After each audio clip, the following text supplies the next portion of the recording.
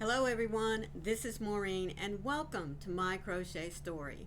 Today is Monday, October the 21st, and we are here to once again continue our study in how to be still and know that He is our God. Now this little red book is put out by Broad Street Publishers, and I've left a link for you down in the description box so that you can go and purchase your own copy if you want to. I mean, you don't have to go looking around for it. Just click on that link and it'll take you right to it. Now, our devotional for today is titled Good Plans. And the Bible verse that'll center around our discussion comes from Jeremiah 29:11.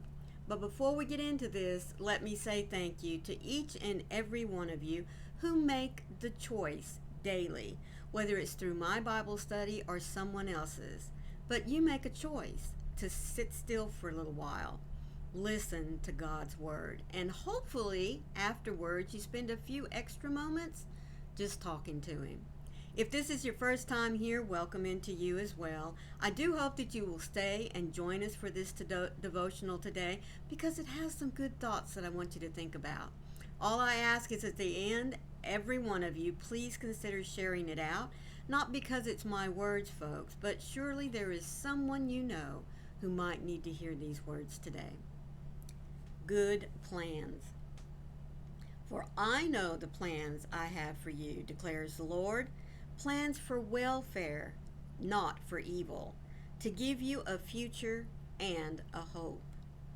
There are two types of people in the world: those who can pack their bags at a moment's notice and take a last-minute vacation to Paris, and those who need months of planning and organization. You may be willing to do either one. I mean, it's a trip to Paris after all. But under which conditions would you most enjoy yourself? Could you trust that it would be everything you would have planned for yourself if you didn't thoroughly prepare for it? When we consider our future, it can be difficult to trust that things will work out the way we desire. If only we could know that the plans for our future are certain. But consider that God knows the future because He knows you and He knows exactly what you need. God, I choose to believe that you have the best plan in mind for my life. You can show me the secret places and hidden gems that I would never find on my own. That's right, folks. God has shown me throughout my life many, many secret places and some really wonderful special gems. When I was in high school, I had already decided that I was going to be a teacher. But hold on. I wanted to be a music teacher. In fact, I wanted to be a band director. I really did. I mean, I was involved in band from the time I was in the 6th grade until I graduated. I loved band. I loved everything about it. Not only playing my horn, which was a baritone, but how we all could come together, each one of us in our special places, playing our special parts, and just making wonderful music. The preparation that it took for us to get out there on the football fields Friday after Friday night and give a wonderful display of all of us in our uniforms doing all these twists and turns and block formations and shiftings and pinwheels. That's what I wanted to do. But my dad at the time, now this is back in the early 70s, about the time I was getting ready to graduate. My dad said, "Sweetheart, I know how badly you want to be a band director, but maybe not set your sights so high, because here's the thing. There aren't that many high school women band directors." Now, back in my day, there were some college women, but still not that many. So he said, if you want to stay in the realm of music, maybe go a different direction. Maybe consider being an elementary school teacher. No. I knew right away, folks, even at a very early age, that the littles was not where my heart needed to be. I'm not kidding you. Um, so anyway, fast forward a little bit. I graduate from high school and immediately get married. So my college career kind of took a little bit of a back seat for a while. Um, but needless to say, I did go on. I did get my college degree in teaching, but I got it in math.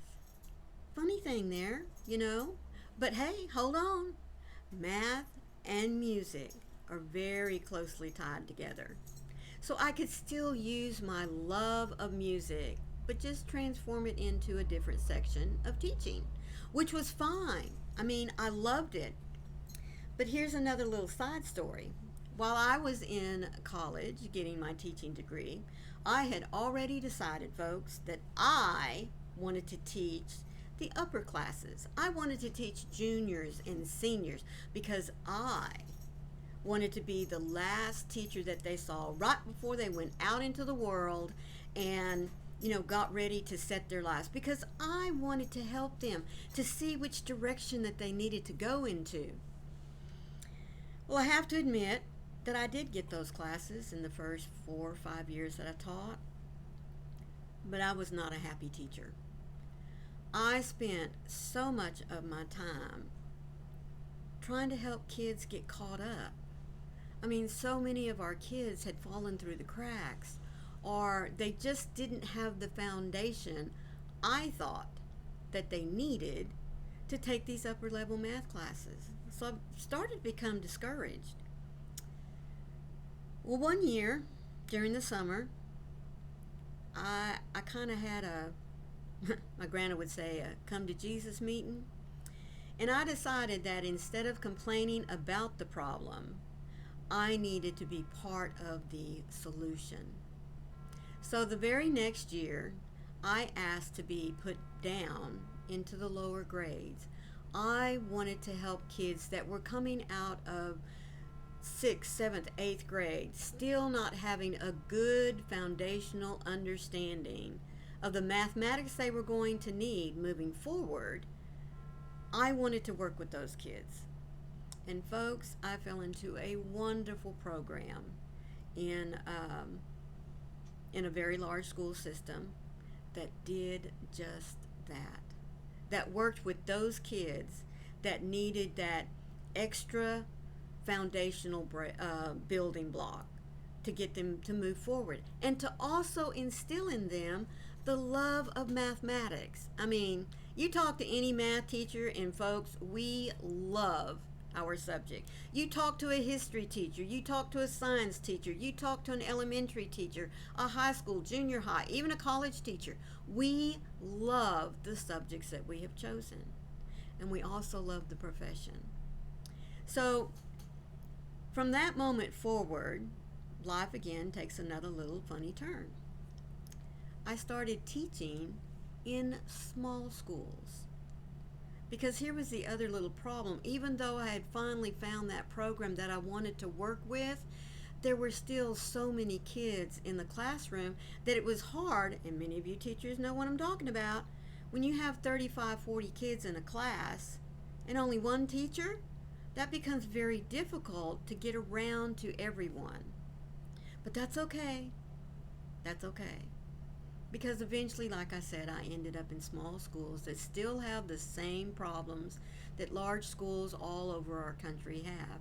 And that is that we have kiddos that fall through the cracks because someone decides that, well, you know what, it's okay, you didn't get it this year, you'll get it next year, because we always sometimes think it's just an immaturity problem. But it's not. Mathematics is one of those subjects in which you build this block, you get a good foothold there, and then we put the next block on it. And we have to get a good foundation here. But if we don't, that foundation starts to crumble a little bit, and by the time we stick on another block and another block, this block down here has just literally deteriorated to the point where everything crumbles and falls. That leaves a student very frustrated.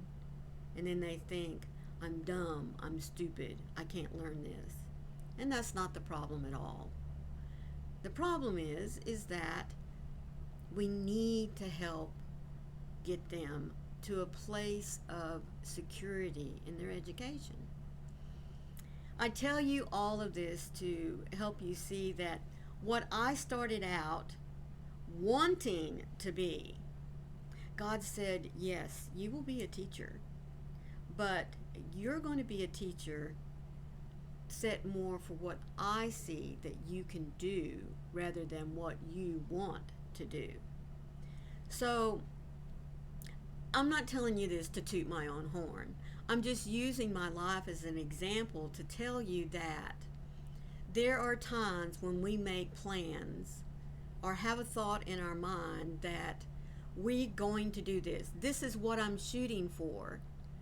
But we need to be open to the idea that God may say, yes, that's a very good idea, but we're going to go at it a little bit differently because I see much more potential for you, more lives that you can touch, even if it's just one. Even if it's just one. I want you over here because this is where you can shine for me. I have thoroughly enjoyed my journey through teaching for 30 plus years. I really have. When I look back, I look at that silly girl who thought that she, of all people, would end up in a college teaching master classes. That was not an unrealistic goal, but it's not what God had for me. God had for me to be happy and to be much more, I was going to say educational, but that's not the word, much more influential, much more helpful for those students who say, I can't do this. Yes, you can. We just need to back up a little bit, find some secure footing, and then build again. And that's all God wants us to do. When we hit those ruts, when we hit those plateaus or deep valleys where we say, I can't do this, I'm too stupid, or I'm not good enough, God says, no, no, no, no, no, no, no. We're going to back up a minute.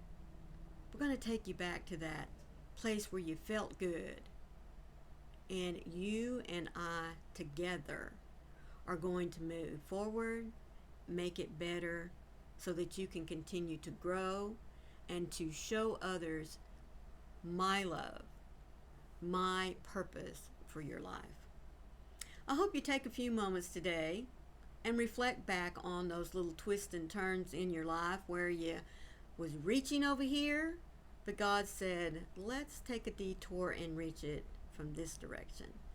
I hope that you have seen or will be able to see some joys in those little twists and turns that God has taken you on this far. So, folks, please remember, always be the light out there in the darkness for someone today, because you never know, could be your light they need to see. I love you all, and I'll see you tomorrow. Bye.